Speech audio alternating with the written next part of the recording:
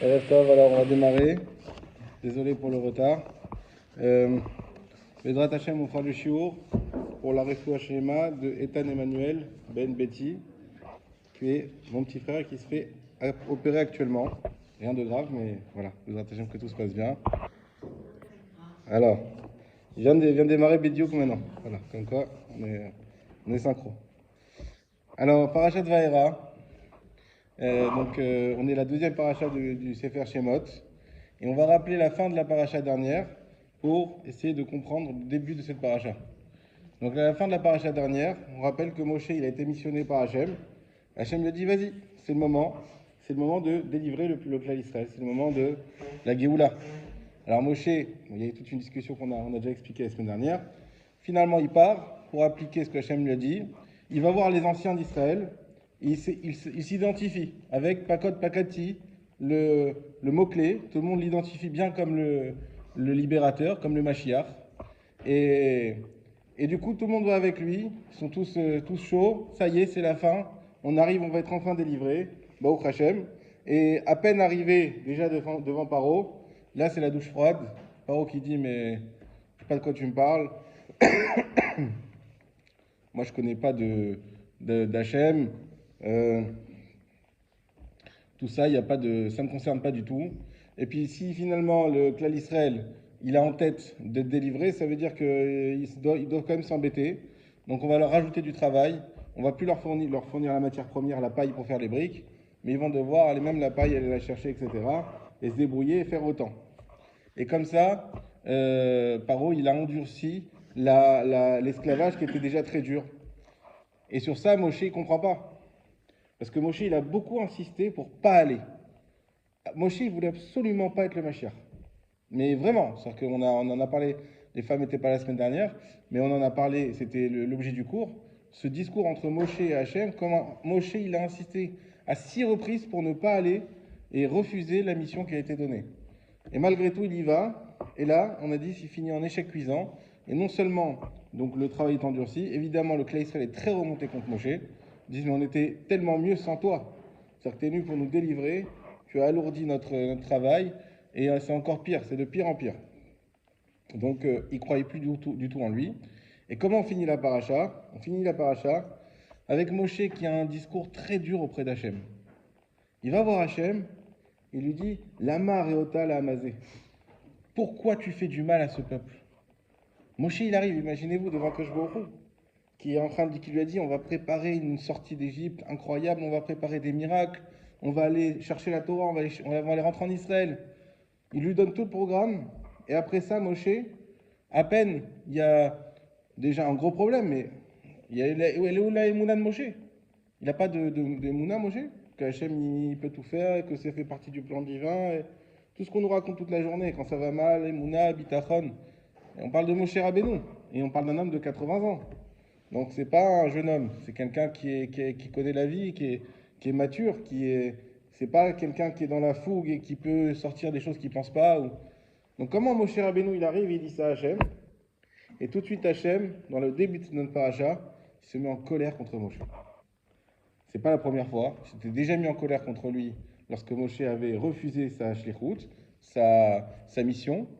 Et là, mais on va dire que là-bas, c'était la nava de Moshe, c'était son humilité qui faisait qu'il dit non, moi je suis pas apte à délivrer le clan Israël, etc.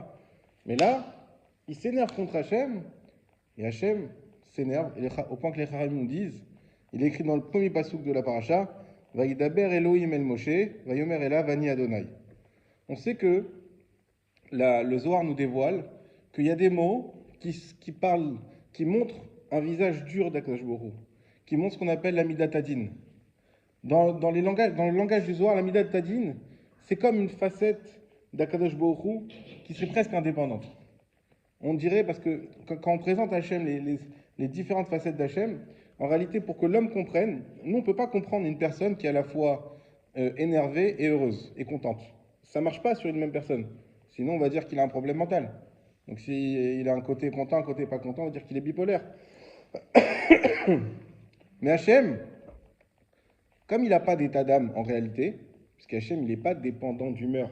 Hachem, il ne va pas selon s'il s'est bien réveillé ou pas bien réveillé. Donc Hachem, il a toutes les humeurs en même temps. Mais pour que nous, on puisse comprendre un peu Hachem, parce que c'est ça le but de notre vie, c'est de se relier à lui, c'est de s'approcher d'Hachem, c'est de se coller à Hachem. Et pour se coller à Hachem, il faut le comprendre. Quand on veut connaître quelqu'un, il faut qu'on le comprenne. Quand on vit avec quelqu'un depuis longtemps, voilà, nous on habite ici à Naria depuis un certain nombre d'années, on commence à connaître les gens, on commence petit à petit, on se rapproche, on se connaît, et là on devient proche. Au début, on est des étrangers total. On se connaît pas, bon, alors bonjour, toi, la DG, moi aussi, bon, alors petit à petit, on fait connaissance, et puis on vit des choses ensemble, et petit à petit, on commence à se rapprocher, et il y a un lien qui se fait. Ben, c'est pareil avec Hachem. Hachem, il faut qu'il y ait un lien. Pour qu'il y ait un lien, il faut qu'on connaisse Hachem. Pour le connaître, on a la Torah. Et comme pour notre condition humaine, c'est impossible de concevoir la réalité d'Hachem dans son ensemble, alors elle est parcellisée. Et elle est parcellisée en différents états d'Hachem, qui sont en réalité tous en même temps, mais on la parcellise. Et parmi ces états, il y a la Midat Hadin. Midat Hadin, c'est tu mérites du mal, tu as du mal tout de suite à hauteur de ce que tu mérites. La Midat Hadin, en réalité, c'est ce qui est plus logique, c'est ce qui est plus normal. Bah, tu as fait du mal, hein, comme, je sais pas dans quel pays, les Arabes Unis là-bas, tu voles, tu coupes la main. On réfléchit pas. Du coup, tu peux laisser ta voiture à Mercedes avec les clés dessus, tu es sûr qu'il n'y a personne qui va te la prendre. Il n'y a aucun problème. Tu peux laisser ton porte-monnaie en évidence, ça aucun problème. Pourquoi? Parce que qui va risquer qu'on lui coupe la main? Personne. Pour de l'argent. Donc c'est dur. C'est Midat Hadin. De l'autre côté, bah, au moins, il n'y a plus de vol. Hein? Je sais pas. On m'a dit qu'il n'y en avait pas du tout. Je sais pas si c'est bon. En tout cas, Midat Hadin. Il y a des choses, voilà, celui qui. N'importe quoi, Chayav Mita, alors les gens ils font attention. On sait qu'on risque gros, donc on fait attention. Mais quand Dieu il a créé le monde il a dit on ne peut pas tenir avec Midat Hadin. L'homme il va, à peine qu'il va être créé, qu'il va disparaître. Puisque l'homme, par nature, il vient, il change d'avis, un jour il est bien, un jour il est mal, il faute, il fait tchouva. L'homme, il ne peut pas vivre avec la Midat Hadin. Et pour ça qu'il a Midat Arachamim. La Midat Arachamim, elle est venue pour dire non, on attend. On laisse le temps aux gens de se repentir. Et comment tu veux réparer une assiette cassée? C'est fini. Bah, Midat Arachamim, non, c'est pas fini. On permet quand même on arrondit les angles, on trouve des solutions. C'est une sorte de crédit. Bah, tu vas acheter une maison. Qui est capable d'aujourd'hui d'acheter une maison cash? Il faut être c'est un pourcentage très, très infime de la population. Si on devait être Midat Hadin, bah, tu veux une maison, ça coûte combien? 2 millions, c'est 2 millions. Soit tu les as, soit tu les as pas. Tu les as pas, et ben tant pis pour toi. Aujourd'hui, on ne peut pas vivre comme ça. Donc on dit non, fais un crédit, tu payes sur 30 ans, sur 20 ans, on t'aménage et tu y arrives. À la finale, tu as payé le prix, même plus avec le rebit. Mais on t'a permis, en te donnant des solutions pour arranger les choses. Ça, c'est la Midat Harachamim. Et le Zohar nous explique que quand Dieu parle avec la Midat Hadin, c'est Vaïdaber. Vaïdaber, c'est un langage très dur. C'est lorsque Dieu va annoncer des choses de din, des choses qui sont difficiles, qui sont dures, peut-être même des punitions. Et il y a un nom de Dieu qui est aussi utilisé pour la Midat Hadin. C'est quoi? C'est le nom Elohim. Elohim, pourquoi? Parce que Elohim, c'est la même gematria, la valeur numérique que Teva, que la nature. Alors la nature, il n'y a pas à tergiverser. Si tu mets de l'eau à la place de l'essence, elle n'avancera pas la voiture. Sauf peut-être si tu es Rabbi Meir, ça c'est autre chose. Mais si tu es quelqu'un de normal, la voiture elle n'avancera pas. Sauf Baba Salé qu'il arrivait à servir 100 personnes avec une bouteille. Mais quelqu'un de normal, avec une bouteille d'1 litre, il fera que 10 verres de 100 centilitres. Il n'y a pas de. Tu n'en feras pas plus. Pas une goutte de moins, pas une goutte de plus. C'est comme ça. Ça, c'est la teva, la nature. La nature, elle est stricte. Il y a une place, tu rentres ou tu rentres pas. La voiture, il manque 10 cm, elle peut faire 15 mètres, il manque 10 cm. Si il manque 10 cm, ça rentre pas, c'est fini. Tu rentres, tu casses, tu tapes. Mais allez, ça va, sur 15 mètres, 10 cm, c'est quoi le pourcentage? C'est comme ça. C'est carré, comme on dit. Il n'y a rien à faire. Ça, c'est Elohim. Donc Elohim. Et là, qu'est-ce qu'on dit le Pasuk? Vaïdaber Elohim. Ça veut dire qu'on a la Midat Hadin au carré. Les Chachamim nous disent ici que la Midat Hadin était prête à détruire Moshe. Comment Moshe, il ose parler devant Hachem de cette manière? Eh bien, il y a la Midat Hadin qui était là pour s'en prendre à Moshe. Comment finit le Pasuk? Vayomer Elav, Ani, Hachem Yudke Vavke. Il lui a dit, je suis Hachem. Hachem, c'est tout l'inverse. C'est la Midat Arachamim. C'est la bonté, la miséricorde d'Hachem. Alors, ce passouk, en réalité, il veut rien dire. On a d'un côté la Midat Adin très puissante, et on finit par la Rachamim.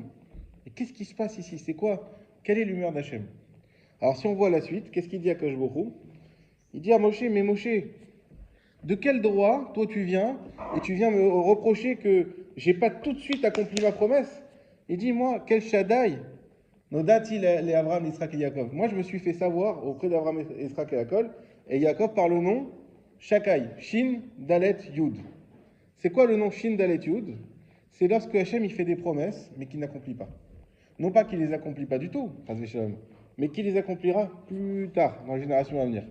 Il dit à Abraham, Israël et Yaakov, je leur ai promis la terre d'Israël, je leur ai promis d'être nombreux comme les étoiles et comme le sable, je leur ai promis des richesses incommensurables, je leur ai promis des peuples.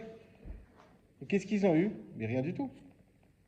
Abraham, il est juste Yitzhak, il n'a pas eu de terre, il a dû acheter le caveau de Ephron.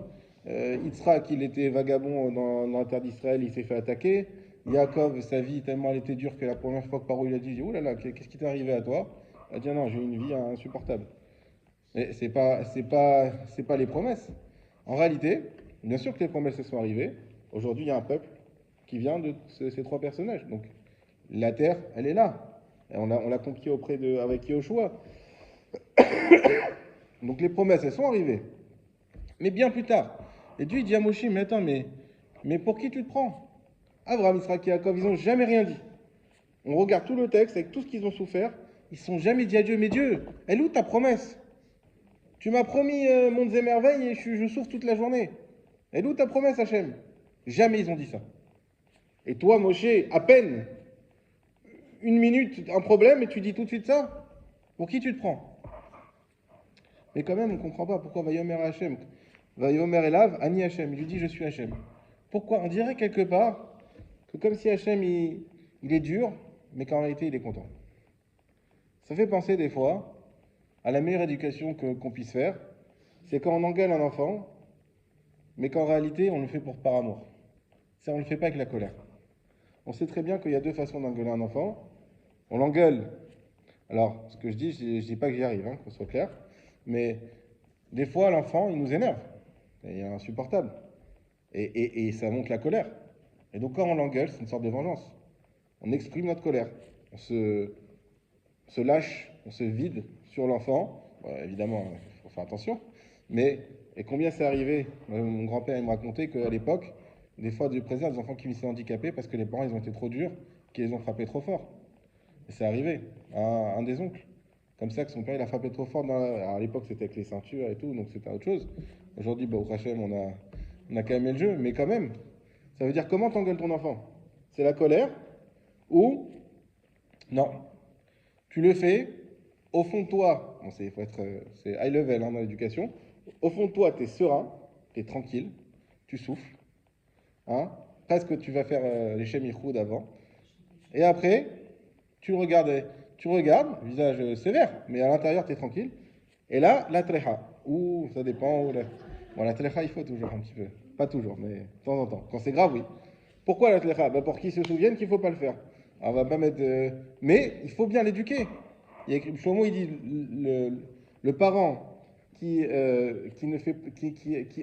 enlève le bâton à son fils, alors ça veut dire qu'il n'aime pas. C'est un mauvais éducateur. Donc il y a des fois, il faut. Mais ce qui compte, c'est comment tu es à l'intérieur. Comment tu es à l'intérieur. Des fois, les papas, imaginez-vous, des fois, il y a un enfant qui vient à l'école et il s'est disputé, il s'est bagarré, et qu'est-ce qui s'est passé? L'autre, il a insulté, il l'a frappé, puis ton fils, à un moment, il en a eu marre, et puis il a décoché un crochet, il l'a mis KO. Alors au fond de lui, le papa, il est un petit peu fier quand même. Il dit, bon, voilà, mon fils, il faut pas le faire, mais au fond de lui, il se dit, bon, tu vois, il se laisse pas faire. En plus, c'est pas lui qui a attaqué, il s'est défendu.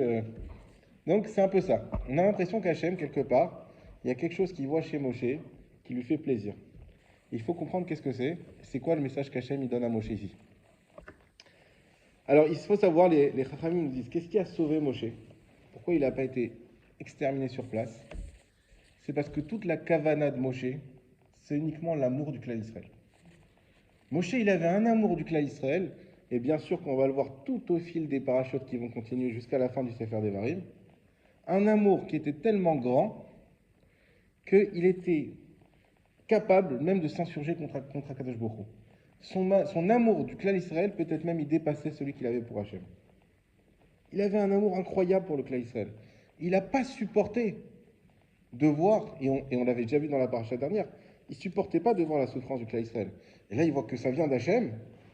Ça veut dire qu'il n'y avait plus ni de raisonnement, ni il a eu peur pour lui, ni rien du tout. Directement, il s'en est, entre guillemets, pris à Hachem, et il a protesté. Pourquoi tu t'en prends à ce peuple-là? Et sur ça, Hachem, qu'est-ce qu'il a vu? Il dit, mais c'est pour ça que je t'ai choisi. Tu es exactement devenu la raison pour laquelle je t'ai choisi. Voilà pourquoi on a choisi Moshe Rabbeinu, uniquement pour ça. Bravo Moshe, tu as réussi ton épreuve. Il y avait une épreuve, et tu l'as réussi. Moshe, il était là que pour ça. De là, on voit quelque chose d'extraordinaire. C'est que, comment on arrive à devenir ce qu'on doit être? C'est par l'épreuve.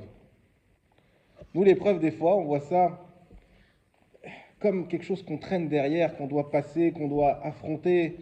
Mais en fait, c'est pas ça l'épreuve. L'épreuve, c'est ce qui te permet de devenir qui tu dois être. C'est ce qui permet d'avoir ta place. Sans l'épreuve, tu ne peux pas être qui tu dois être. En d'autres termes, tu ne peux pas développer ton potentiel.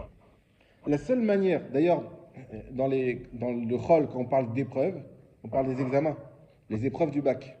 C'est quoi l'épreuve du bac? Mais tant que tu n'as pas passé le bac, tu n'es pas bachelier. Tu peux être un monstre en maths, physique, tu as eu les meilleurs toute l'année, mais si le bac, tu ne le passes pas, tu n'es pas bachelier. Tu peux être Schumacher, si tu n'as pas ton permis de conduire, tu n'as pas ton permis de conduire. L'épreuve, c'est ce qui te permet de passer à un niveau. C'est ce qui te permet de devenir quelqu'un d'autre. De devenir toi, en mieux. En fait, qui tu dois être. C'est ça l'épreuve.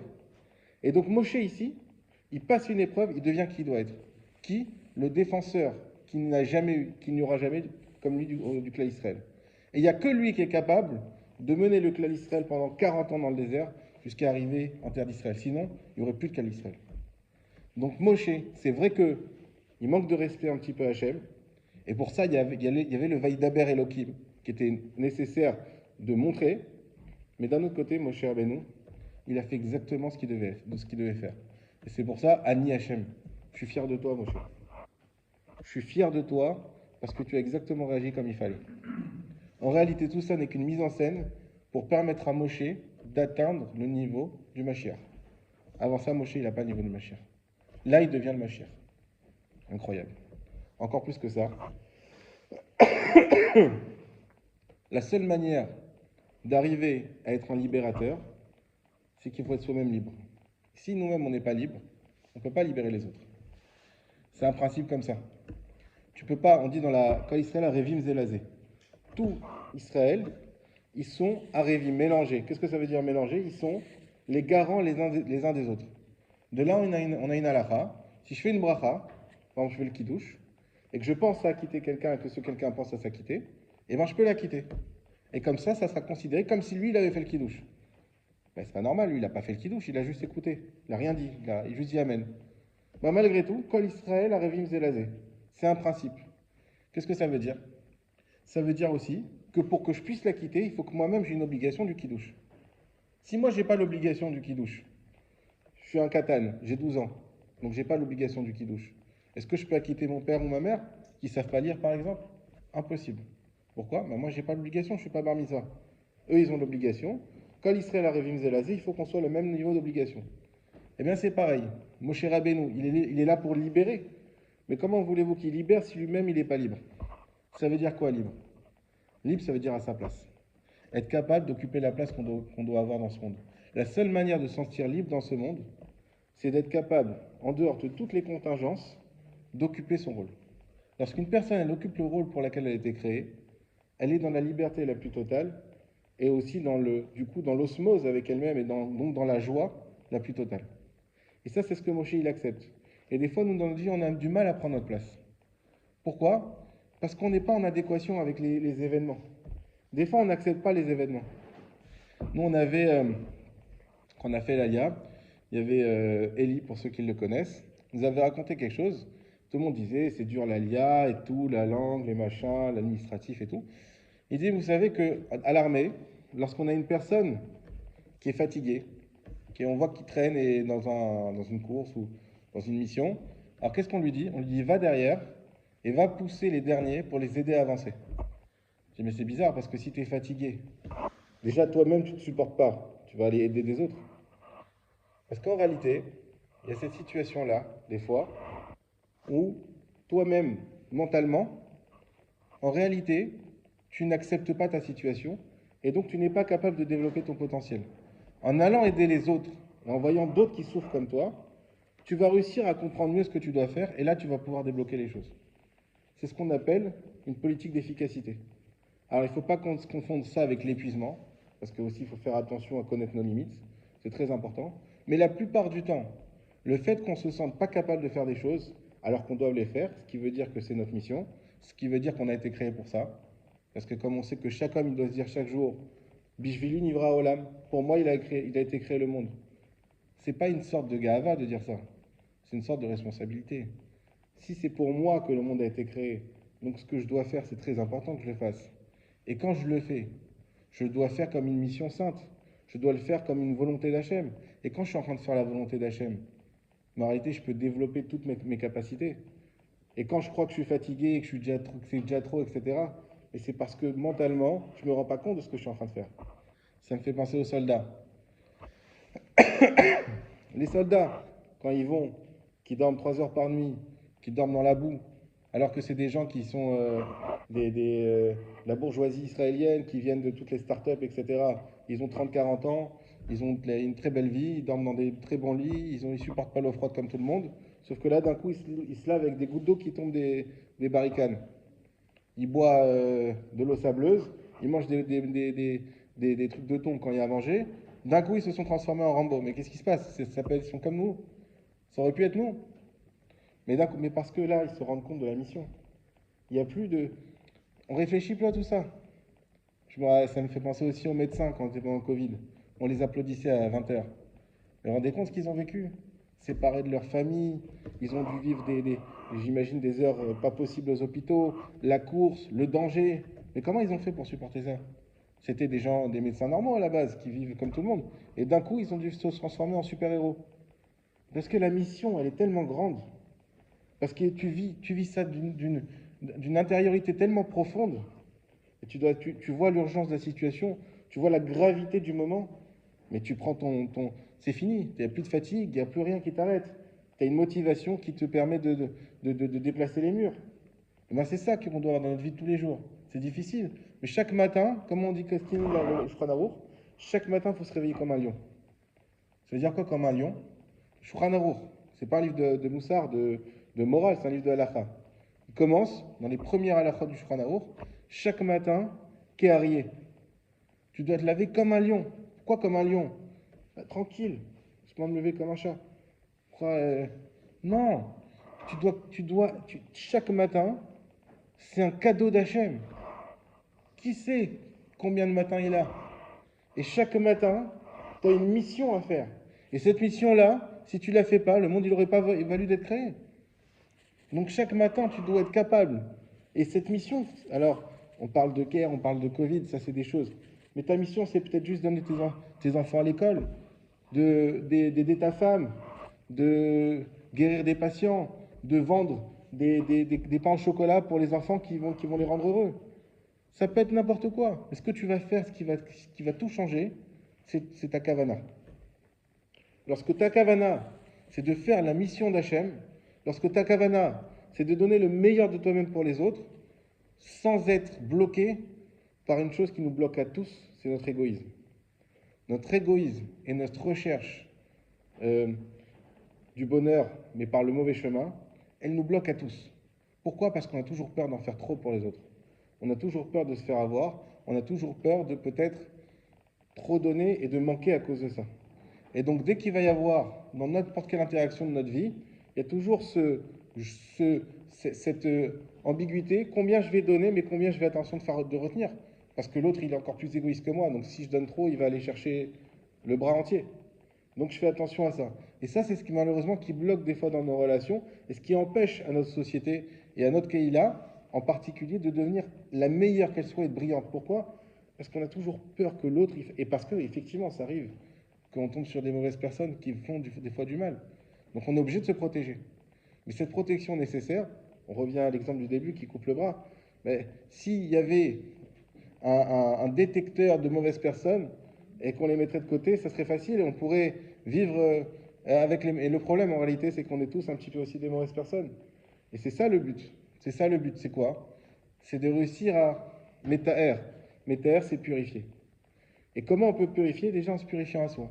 Et celui qui se purifie, eh ben, il purifie les autres, ne serait-ce que par sa présence. Et donc c'est ça quand on voit des rabbinim.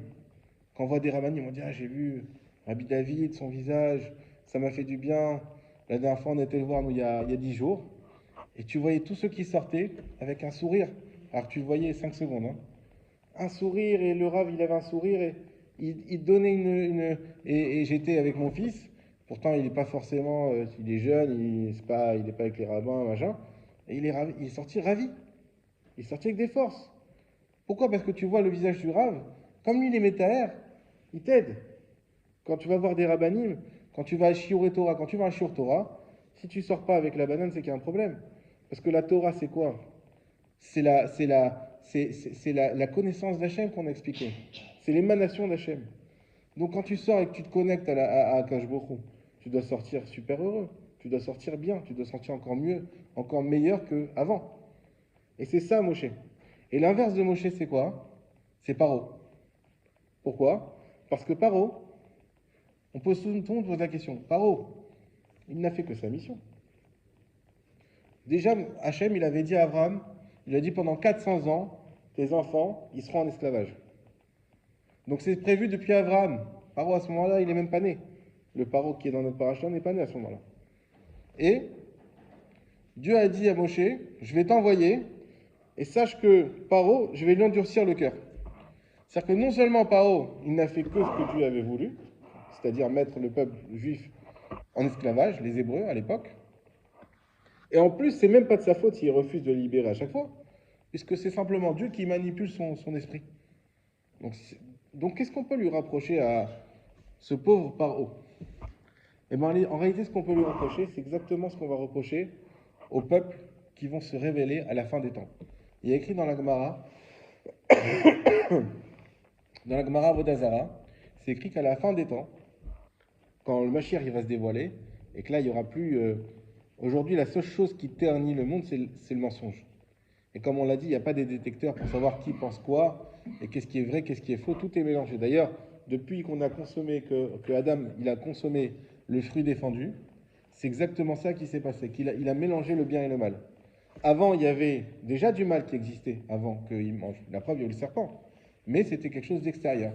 Il y avait le bien, il y avait le mal. C'était facile à connaître. Là, en mangeant, il a mélangé. Et donc, c'est très difficile de défaire le bien du mal. Hein? On dit que l'enfer est pavé de bonnes intentions, je sais pas quoi, il y a un truc comme ça. Les gens, ils veulent faire bien, mais ils font mal, ou ils veulent faire mal, et ils font bien. Enfin, c'est difficile des fois. Et donc, qu'est-ce qui s'est passé avec Paro? Et à la fin des temps, qu'est-ce qui va se passer? C'est que lorsque Mashiach va arriver, c'est fini, la vérité, elle est éclatante. Il n'y a plus de négociation, tout sera transparent. Même nos intentions, on pourra lire en nous, on verra tout ce qu'ils pensent, qu'est-ce qu'ils ne pensent pas, pourquoi, comment, tout sera transparent. Et donc les peuples vont arriver à ce moment-là, et malgré tout, ils vont oser dire, bah, écoute Hachem, eh ben, voilà, c'est bien, maintenant tu règnes sur le monde, ton nom est unifié, mais maintenant nous on attend notre récompense. Notre récompense, regarde comment c'est bien occupé de ton peuple pendant toutes ces années. On a fait des routes pour qu'ils puissent se déplacer, pour qu'ils puissent... on a fait la technologie de l'aviation pour qu'ils puissent venir en Israël. On a fait on a inventé des technologies pour faire des bâtiments, pour qu'ils puissent faire des synagogues. On a fait des voitures pour qu'ils puissent aller plus vite. Et là, Akash Borou, il va les regarder comme ça. Vous avez raison. Vous devez être récompensé. Alors, votre première récompense, ça va être quoi? ça va être la mitzvah de la souka. Donc vous allez devoir faire la mitzvah de la souka. Donc les peuples, ils vont faire la mitzvah de la souka. Ils vont construire des soukottes. Ils vont se préparer pour la souka.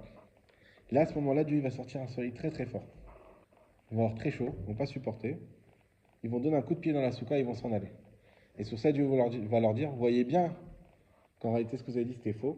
Et que votre prétendue bonnes actions, en réalité, vous avez fait pour vous-même. Et au contraire, vous avez oppressé le peuple juif. Et à cause de ça, vous serez punis. Alors, la question qui est, c'est normal qu'ils mettent un coup de pied. Nous aussi, d'ailleurs, vous savez que si on souffre sous la souka, on n'est pas tour de la souka. S'il pleut, on n'est pas tour. S'il fait trop chaud, on n'est pas tour. S'il y a des bestioles, des moustiques, une invasion de moustiques, on n'est pas tour. C'est-à-dire qu'on n'est pas obligé de faire. Donc eux aussi, s'il y a un soleil très fort, c'est normal qu'ils fassent pas la mitzvah de la souka. La réponse, c'est quoi? C'est que c'est vrai que le soleil, c'est normal qu'il fasse, mais ils n'auraient pas dû mettre un coup de pied dedans. Ils auraient dû sortir avec de la peine, où il y a écrit que quand il pleut, on a de la peine de sortir de la souka. Hein, je me rappelle, à Baruch Hashem ici, ça va, mais en France, combien de temps on mettait pour construire les soukottes, ceux qui ont la chance de pouvoir, et ça faisait 10 jours, et machin, et des fois sous la pluie, et on priait qu'il ne pleut pas le jour de soukottes, parce qu'on a fait tout ça, et les tables, et les femmes qui se sont fatiguées, et tout ça, toute la famille s'y est mise, et on arrive, bam, il pleut. Enfin, on a les boules, c'est pas possible, on a tout fait pour... Et en fait, on n'est pas autour de la misa. C'est ça la différence avec le peuple juif, c'est que nous, on est attachés aux mitzvot. Et quand Hachem il leur a montré, il me dit, vous n'êtes pas attachés. Paro, qu'est-ce qu'il a fait? Paro, lui, il avait effectivement une mission, ça faisait partie de ses prérogatives, le peuple devait passer par l'esclavage. Pourquoi? C'est tout un chiour, mais il devait passer par là. Et Paro, ça devait être en Égypte. Donc effectivement, c'était son rôle. À la limite, c'était une mitzvah, puisque c'était ce que Hachem devait faire. Mais, il n'y a jamais écrit que Paro, il aurait dû les faire ça avec Befarer, avec dureté. On avait expliqué la semaine dernière, Befarer, ça veut dire quoi? Ça veut dire aussi Beïpour. Ça veut dire quoi? C'est-à-dire que Paro, pour les faire souffrir encore plus, il donnait des travaux d'hommes aux femmes et des travaux de femmes aux hommes. Aussi, on a dit quoi? Ils ont créé les villes de Pithom et Ramsès. C'est quoi Pithom? Ça vient de Tehom. Tehom, c'est rien du tout. Il est écrit que Paro, il leur faisait créer des villes sur des sables mouvants. Ça veut dire qu'ils allaient, c'était très dur, très dur, très dur, et ils faisaient, et le lendemain, il n'y a plus rien. Moralement, c'était insupportable. C'était très dur, ça cassait les gens de voir, non seulement tu fais un travail atroce, mais en plus qui ne sert à rien. Il a tout fait pour les faire souffrir jusqu'au bout. Et c'est sur ça qu'il a été puni. Et pourquoi on lui a endurci son cœur? Comme ça, ils disent, les Chachamim, parce que lui, qu'est-ce qu'il a fait à la fin?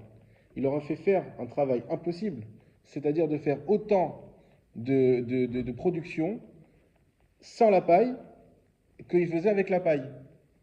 Et leur dire, maintenant vous avez double travail, alors qu'ils travaillaient déjà le maximum d'heures possible. Et bien maintenant vous avez double travail, et vous devez faire autant de production que la veille où vous avez déjà été en 100% d'efficacité. Et il les frappait, il les battait pour ça. Mais ça veut dire qu'il les frappait, il les battait, en étant persuadé qu'il ne pourrait pas arriver.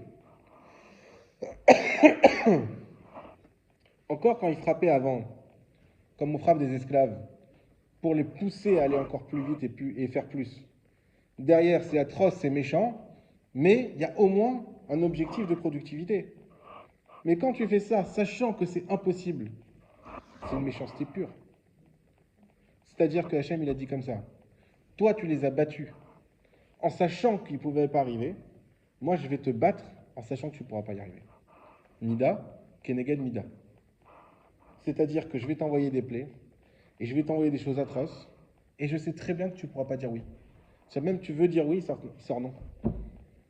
Et au début, on a cru que c'était à cause de ces sorciers qui ne pouvaient pas dire oui. Pourquoi? Parce qu'à chaque fois qu'il y avait une plaie, les sorciers ils faisaient la même plaie. Ils arrivaient à faire la même chose, parce qu'ils manipulaient, Rachid nous explique, ils manipulaient la relation avec les Shedim, avec les démons. Il existe dans ce monde les forces du bien, mais aussi les forces du mal. Et Hachem, il a fait ça pour équilibrer les forces dans le monde. Et les sorciers, qu'est-ce qu'ils arrivent à faire? C'est strictement interdit dans la Torah d'utiliser ces forces-là. Ils arrivent à manipuler les forces du mal.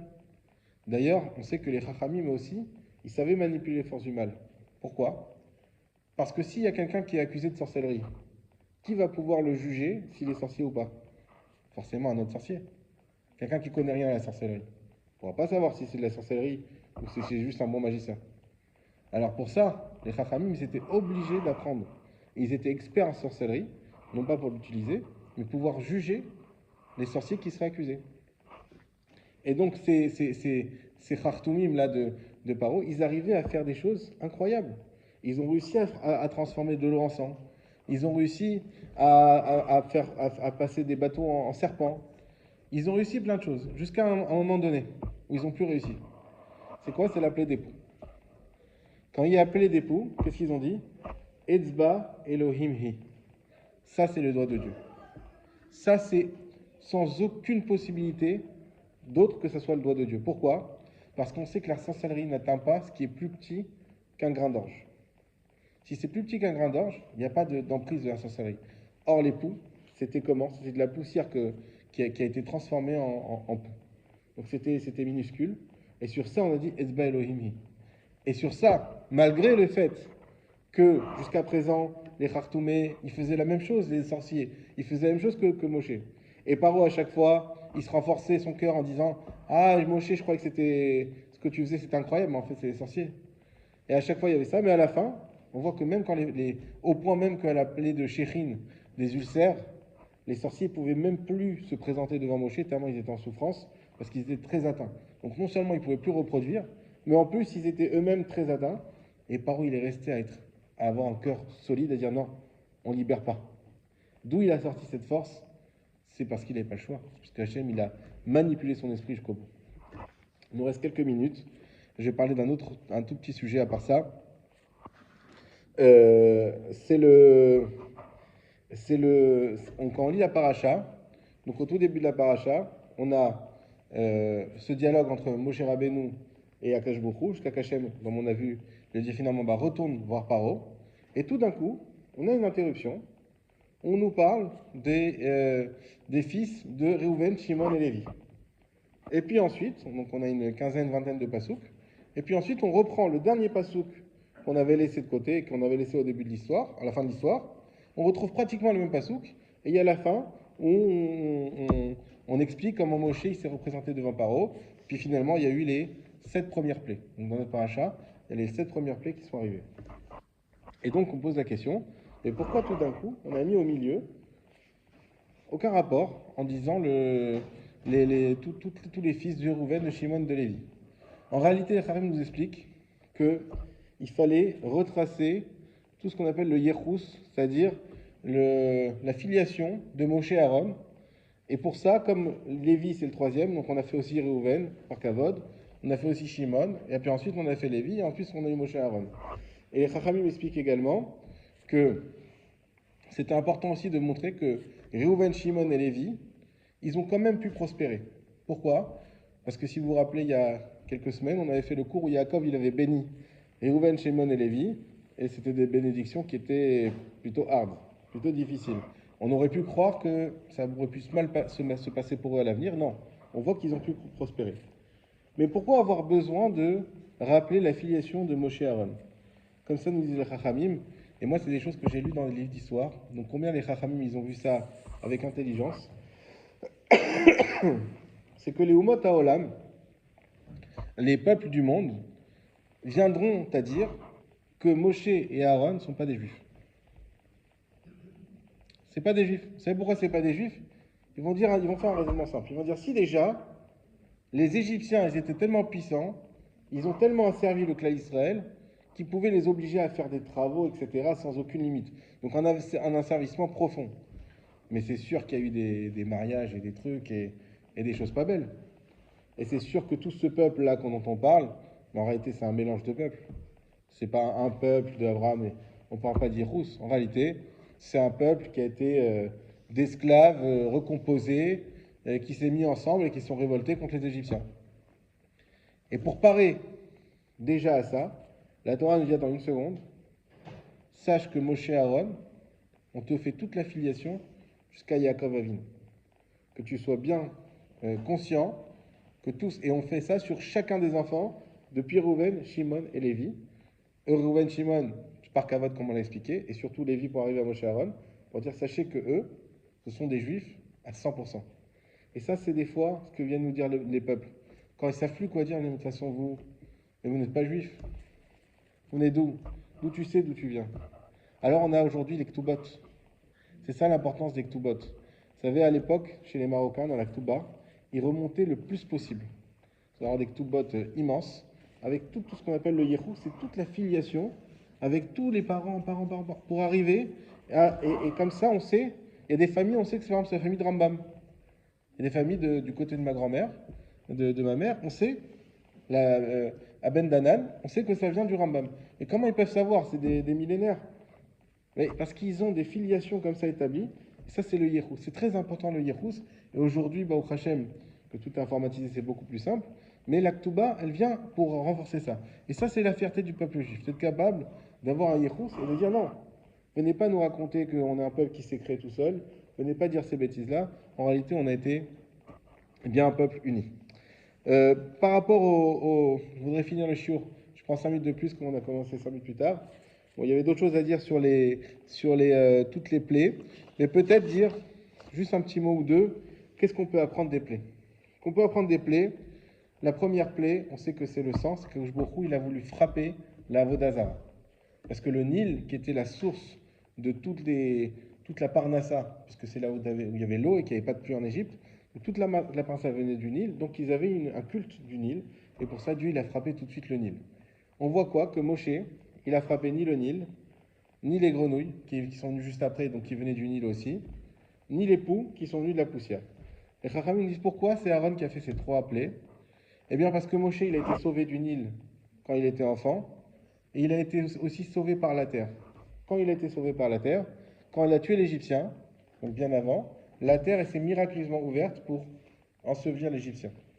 Et on voit ici le principe de la Karatatov. Combien c'est important, des fois, le principe de la Karatatov, de reconnaissance. Nous, on n'aime pas trop la reconnaissance des fois. Parce qu'on dit, j'aime pas avoir des dettes. J'aime pas de devoirs. Mais c'est pas ça la reconnaissance. La reconnaissance, c'est pas devoir, parce que si tu as en face de toi quelqu'un de normal, il n'attend pas forcément un devoir de ta part. La reconnaissance, c'est l'amour qui se crée quand on aide quelqu'un. La chose qu'on doit avoir quand on voit quelqu'un, c'est qu'est-ce que je peux faire pour toi? Mais ça, c'est nous qui gagnons à faire ça. Et quand on fait ça, on met un peu de soi en lui. Et un peu de lui en nous. C'est ça qui crée le lien, c'est ce qu'on appelle Avat Israël. Avat Israël, c'est ce qui nous permet d'avoir ce lien, d'avoir cette façon de s'entraider les uns les autres. Et la reconnaissance, elle ne vient que être le produit de cette Ava. C'est pas une dette. On n'a pas une fierté de dire non, moi je ne dois rien à personne. Pas du tout. Je dois tout à tout le monde. Et on doit chercher. Et combien on doit avoir des fois des petites reconnaissances sur des petites choses, mais des fois il y a des gens qui vous aident dans la vie. Ça nous est tous arrivé, dans nos métiers ou dans notre vie de tous les jours, où des fois il y a quelqu'un qui a donné un conseil, tout bête, mais qui vous a beaucoup aidé dans la vie. Et bien ça, il faut avoir une reconnaissance. Ça veut dire quoi? Ça ne veut pas dire qu'on lui doit quelque chose. Ça veut dire que quand je le vois, des fois, je pense à ça, ça me permet d'avoir de l'amour pour lui. Je pense à ça, ça me permet d'avoir une action bienveillante envers lui. Parce que je regarde quand même, lui, il a fait ça. Et ça peut aussi beaucoup aider quand on se dispute avec les gens. Des fois, il y a des disputes dans les familles, dans les couples, on ne parle pas, mais ça c'est. Mais déjà, quand c'est plus loin, les frères, les sœurs, les parents, des fois des autres personnes. Alors, qu'est-ce qui va sauver des disputes? Qu'est-ce qui va nous permettre, et je finis avec ça, de faire comme la plaie de la plaie de la grêle? Vous savez que la plaie de la grêle, c'est quoi? C'était la grêle à l'intérieur du feu. Et là, les Chachamim nous disent que l'eau et le feu qui se haïssent, ils ont accepté de faire le shalom sur ordre divin, pour faire la parole d'Hachem, qui a dit il va tomber de la grêle de feu. Ah, comment une grêle de feu? Il faut qu'il y ait de l'eau et du feu. Alors on fait la paix si c'est pour faire plaisir à Hachem. Ce qui veut dire que la paix, ça ne veut pas dire ne pas se disputer en étant chacun de son côté. La paix, c'est d'être capable d'être ensemble et d'être quand même comme il faut. Parce que de dire, bon, on s'entend pas, on se parle plus, ça peut être des bonnes solutions au début parce que si c'est vraiment très chaud, ou au moins pas aggraver les choses, mais si ça dure 10 ans, ça veut dire qu'on n'a pas fait la paix. Ça veut dire qu'on se parle plus. Ça ne veut pas dire qu'on a fait la paix. Faire la paix, ça veut dire qu'on arrive à être ensemble et être en osmose. Et comment on arrive à ça? C'est grâce à la Karatatov. Parce que ces personnes-là, même s'ils ont fait elles nous ont fait du mal, mais est-ce qu'elles nous ont pas fait aussi du bien? Et si c'est des proches, forcément qu'ils nous ont aussi fait du bien. Forcément qu'il y a eu des bons moments avec eux. Forcément qu'ils nous ont aidés à certains moments, une aide précieuse. Et ben on repense à ça. On se dit, ben, cette aide précieuse qu'il m'a donnée, et ben peut-être qu'en pensant, en me focalisant là-dessus, je peux passer l'éponge sur des choses qui ont été peut-être même très dures. Parce que je me dis, mais quand même, il m'a fait du bien cette personne. Et donc on peut essayer de redémarrer et faire quelque chose de Bezrat Hashem de bien. Et on sait combien l'Avat Israël, c'est ça qui amène la Géoula, comme on voit que Paro, pourquoi il leur a dit, prenez de la pâte, vous faites la même chose